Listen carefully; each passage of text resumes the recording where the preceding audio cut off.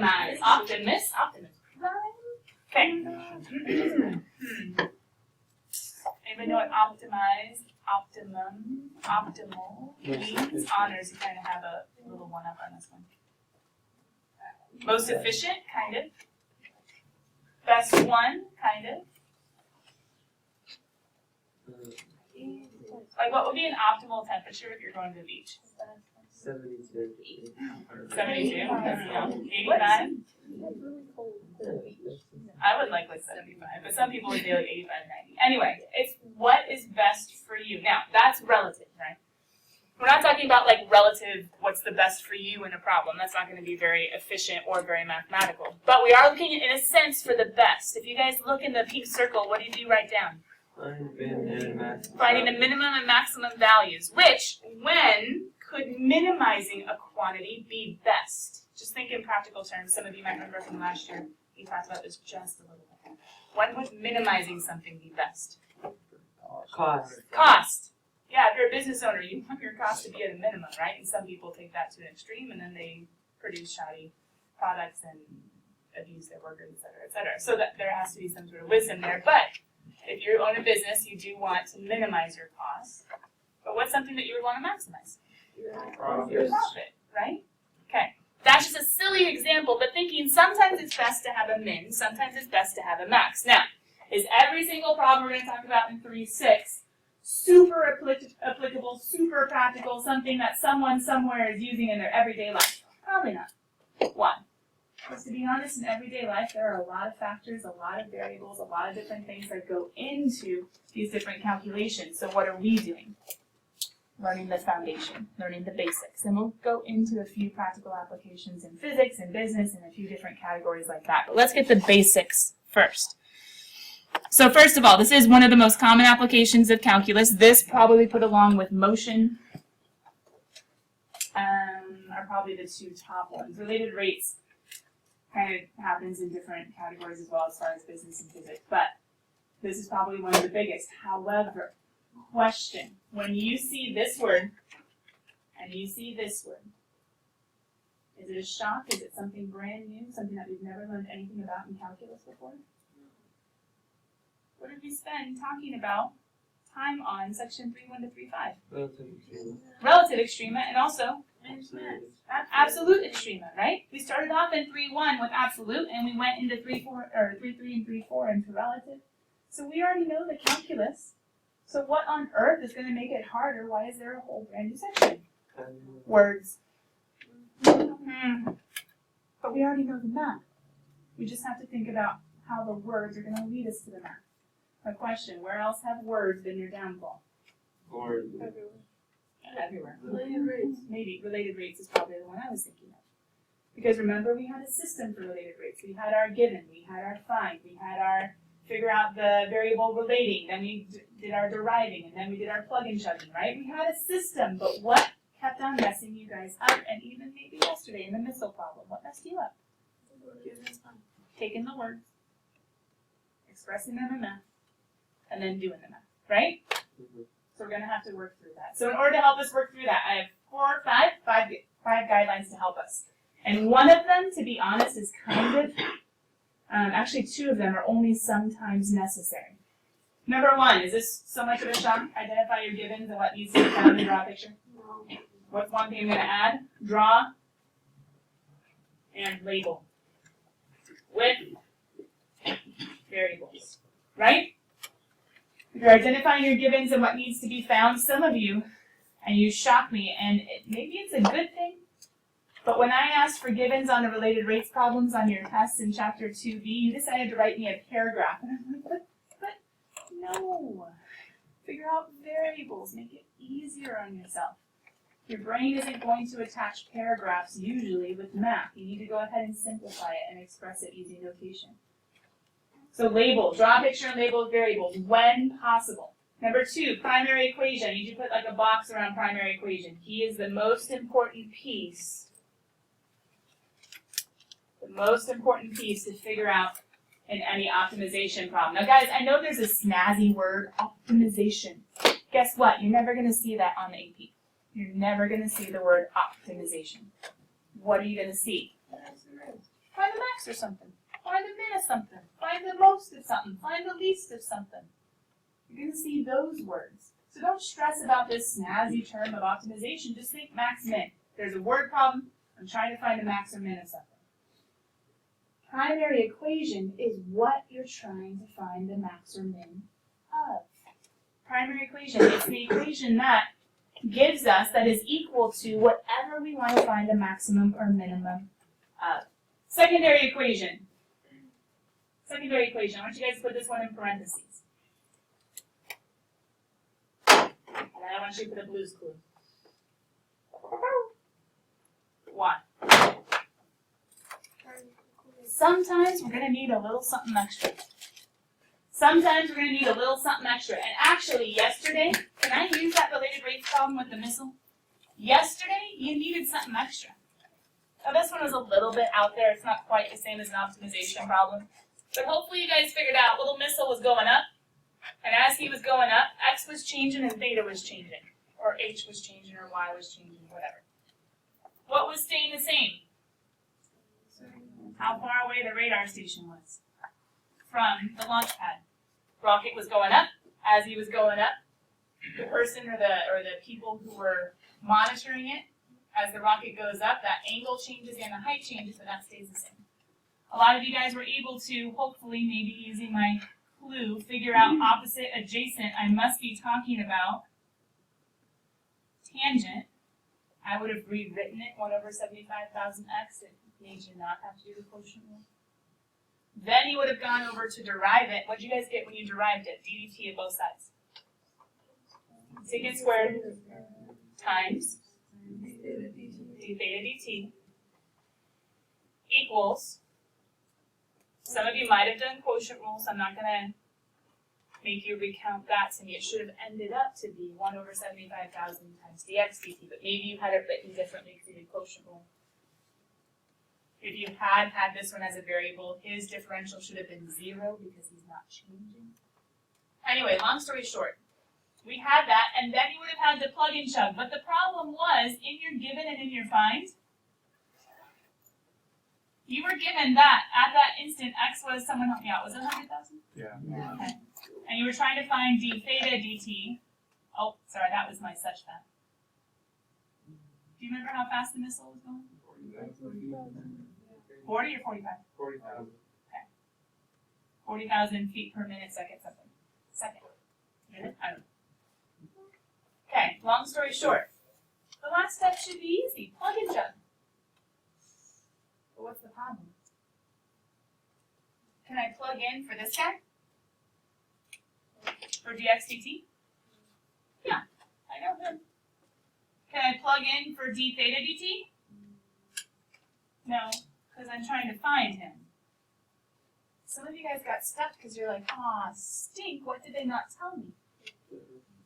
But is there enough information in the problem to get to that theta? Yes, but what did you have to think about? There's a little clue that you used to take a derivative, but he could have also been the clue to say, hey, wait a minute, I could solve for theta by taking tangent inverse of both sides, and if I know 100,000, I can plug in and find theta. And once I find theta, I can plug in theta, and then I can solve, and then I plug in chug, or finish plugging and chugging, and I'm done. Right? That's all this is. This is, what if you don't have enough? What if you have your primary, but it's not enough? And basically, the long story short of when it's not going to be enough, when is it needed, is when you have too many variables in the primary. We want the primary in terms of one variable. We want the primary in terms of one variable. So we're going to put a little note. Use for substituting into the first equation, into the primary equation, to get the primary in terms of one variable. This is what's different between optimization and related rates. Related rates, you can have all sorts of variables. And then each variable will just have his own dx dt, d theta dt, dr dt, dA dt, whatever they are. Those are just the ones from yesterday. But in optimization, we just want one nice derivative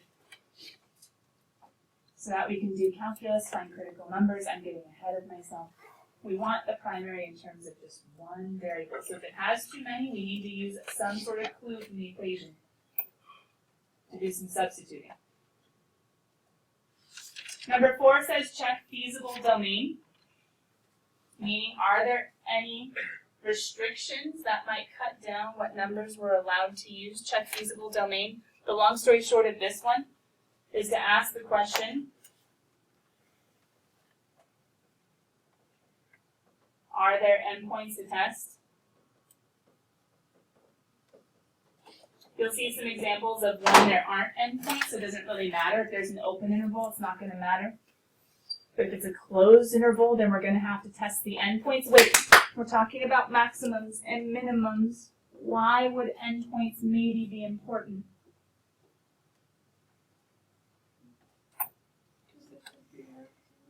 Because absolute extrema are at critical numbers or endpoints if they exist. Really quickly, guys, give a quick hand on the back of whoever's asleep in your group right now. So I think almost every group has someone who's either there or fading quickly.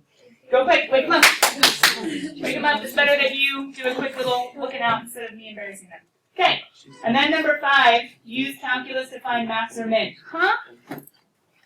We'll come back to that. Let's keep going. Step 5, let's come back to that. Let's talk about it just for a little bit longer. How do we use calculus to find max or min?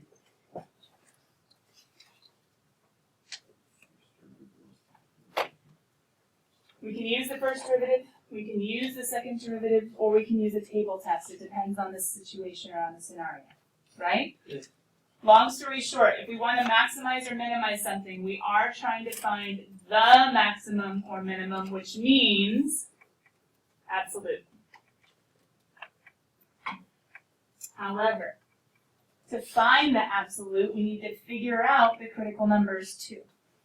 But the very first step is to consider the domain.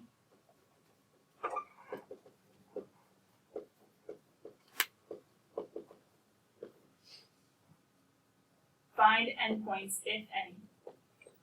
Sometimes they're just going to be given to you. And to be honest, for the AP, if there are endpoints, they will definitely be given to you. If they're not given to you, you can just assume there are none, so you don't really have to worry about them. But if you were like out in the business world, you would have to kind of figure out your own parameters. That would be a little different. Consider domain. Find endpoints, if any. Letter B. Find the relative extrema. Wait, how do you find relative extrema? Help me out. There's only one way. Who do we need? First derivative. Pitchfork. Right? Find the relative extrema. So we're going to go ahead and find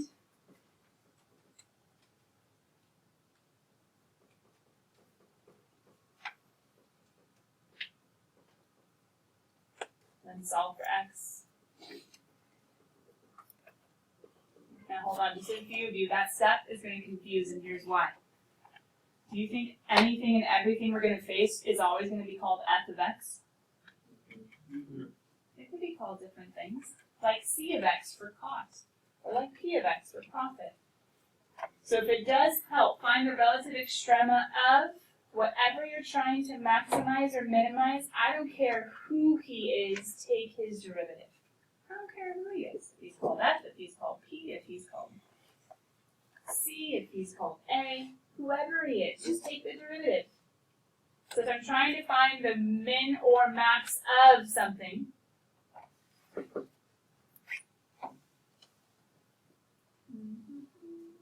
there we go.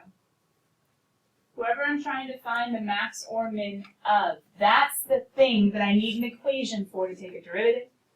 Solve for my critical numbers. Solve for x, these are going to be my critical numbers. And then I can go ahead and do either use the first or second derivative tests.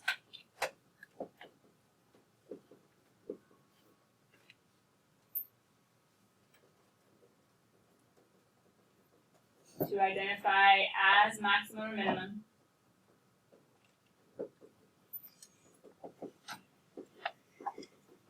That's if I needed to justify.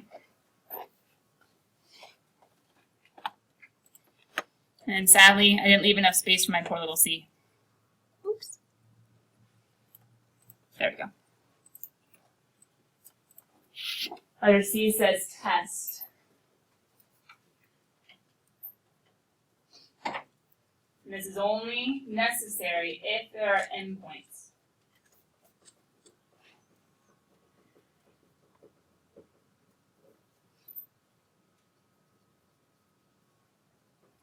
Test in a table the endpoints with the critical numbers.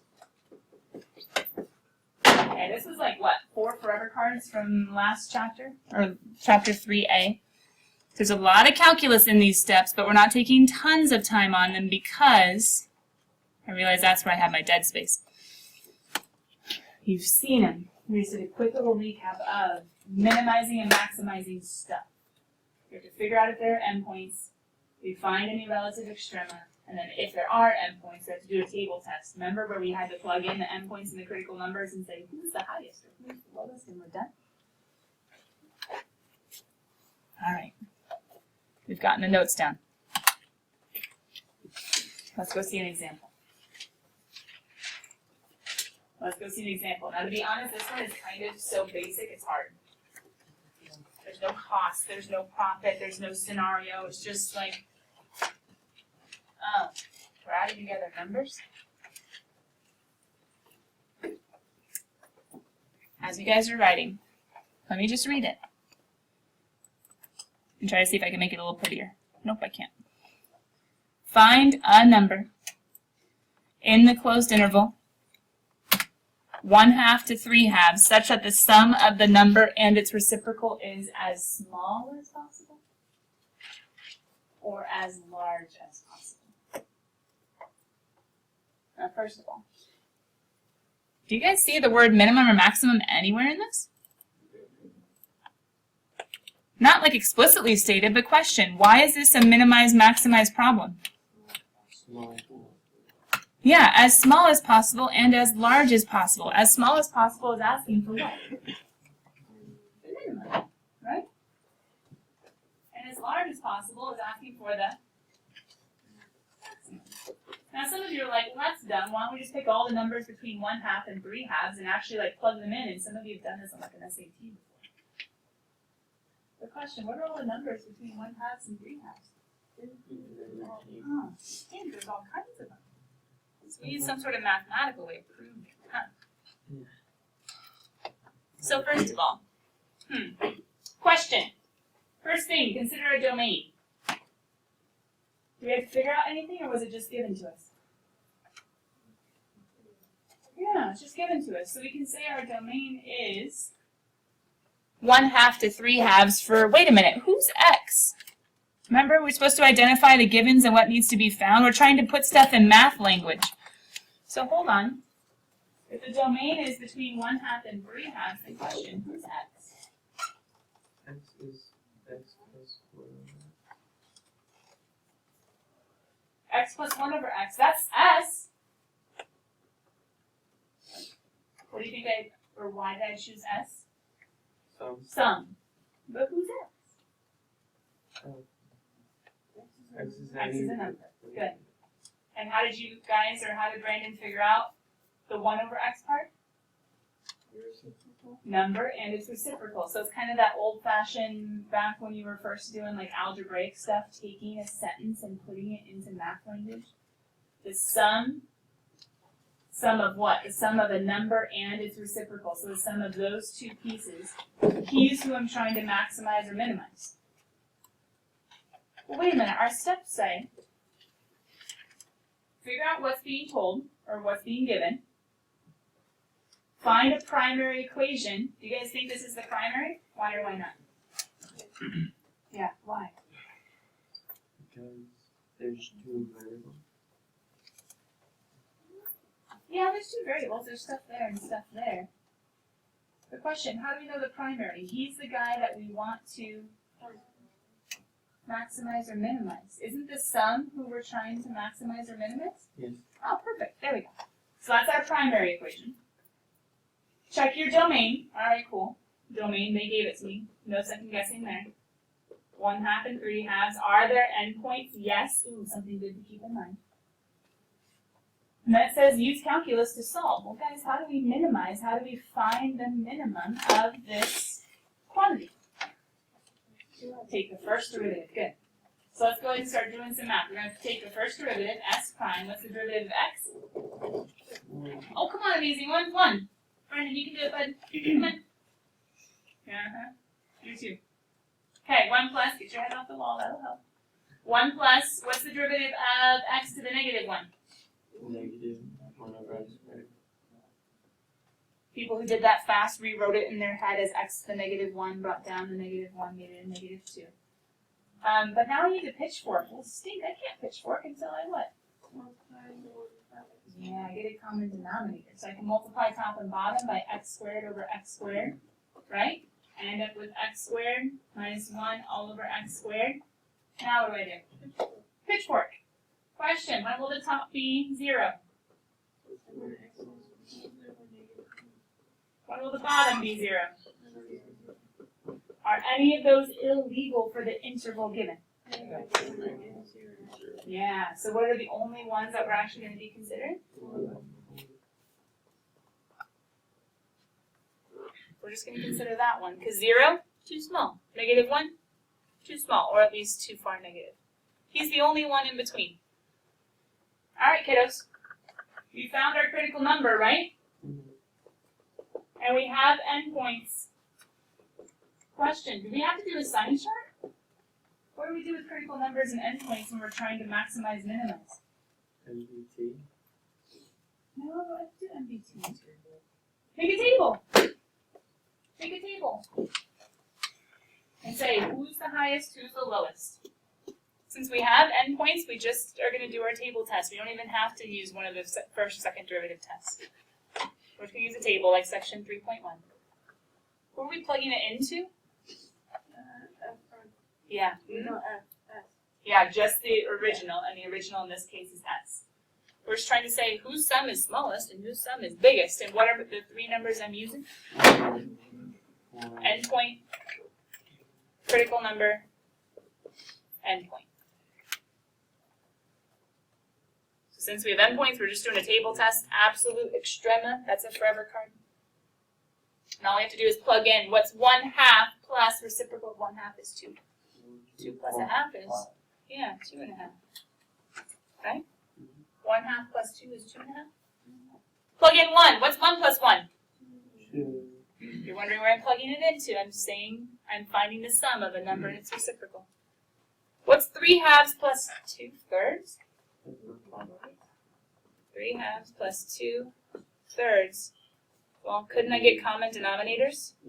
So 9/6 plus times 2 over 2. 4/6, that'd be 10/6. 13/6. Which would be 2 point or 2 and 1/6. Oh, this is kind of complicated. Well, that's okay. Who's the lowest? 2 is the lowest when x equals 1. So find a number. Okay. When x equals 1.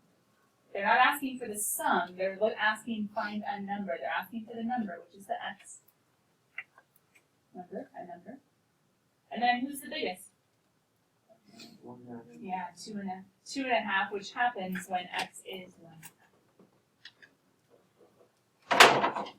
We're applying our derivative skills. We're applying our knowledge of how to maximize and minimize. But did we read it first? Yes. Did we label stuff with variables as much as possible? Yes. Did we check to make sure our primary equation was ready to be derived? Yeah. Did we find critical numbers, ask if we have endpoints, and do a table test, and we were done? Yes. So is that what they're all like? Yes, more words. In a way, more words is kind of nicer. there's like something going on as opposed to random numbers plus reciprocal weirdness. Let's get through this example, and then as you guys know, we have another day to go on with our examples. Come on. We can do this. I know it's not cold. I know it's warm.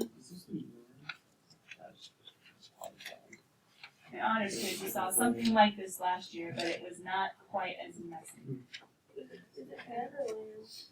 Oh, I know. I don't know why.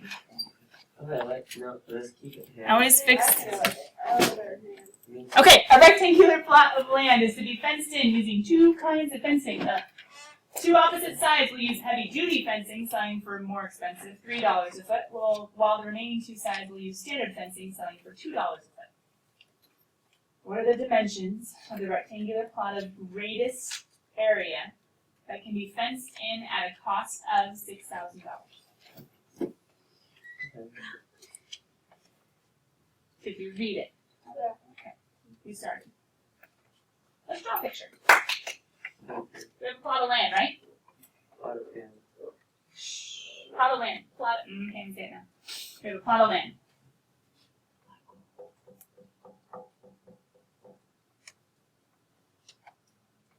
Heavy duty fencing, what do you guys think? Make it bolder? Make the heavy duty one bolder. That'd be thicker, right? Okay. So two opposite sides are going to be heavy duty. And the other two sides are going to be just normal fencing. If you guys were to label stuff with variables, what would you label? H. You could do like B and H. That works. Or you could do X and Y. Which would you rather? Okay, we'll do B and H. What else are we given? The prices of each. So for H, that's our heavy duty, right? H is going to be at $3 a foot. Or per foot. And then B is going to be at just $2 a foot. And what else do we have? What's our total cost? $6,000. Okay, we only have $6,000 to work with. We've kind of summarized our entire shabam to what we're given, to a picture, but what are we supposed to find? The dimensions of the rectangle. Find the dimensions that give, or for a rectangle with, what's the point? Areas. How did I know this was super important? It says It greatest. says greatest, and what's another word for greatest? That's a calculus term. Dimensions of the maximum area. You need to maximize that area. So question, when I go to find my primary equation, who's he going to be? Probably area equals space. Yeah. I have a rectangle. A is who I need. Well, there's A, and who is A? Base times height, right? Okay. If A is base times height, sweet, let's go find critical numbers. Yeah. Price. Price. It restricts us. Oh, let's see. Well, if the price restricts us, well, plus we have too many variables. We need to go use our clue. But we can't use our clue unless we make a little secondary equation. And our secondary equation is going to say, uh-oh, there's another thing we need to consider. And the other thing that we need to consider is that we only have how many dollars? Wait, pause. What's going to add up to $6,000? 2B. 3 times, why am I doing 2H plus 2 times 2B? I have 2 sides. We're going to have to use that equation, get one variable in terms of another, plug it in, then make a derivative. Cool kids, you did a good job getting into the main idea of optimization. We have a lot of examples to work out tomorrow. Bring your calculator tomorrow. Make sure you have your notes tomorrow. And if I were you, if you have time, come pick up your test after school. So that if you do have some time for math, you can work on corrections. Bye, cool kids. I'll see you tomorrow, 0 period in the morning. Maybe a good day to get questions on corrections answered. Bye, guys. Probably on Thursday. Monday, Friday. Friday's not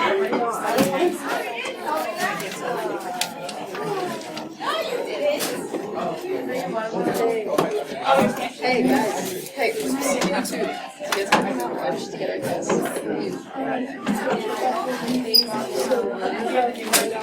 No, she has a DR meeting too. Just kidding.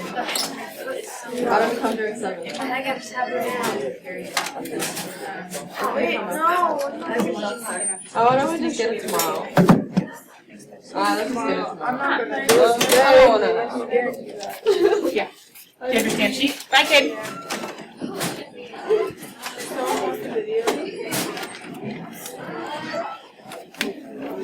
You want people to hear our Randy talking?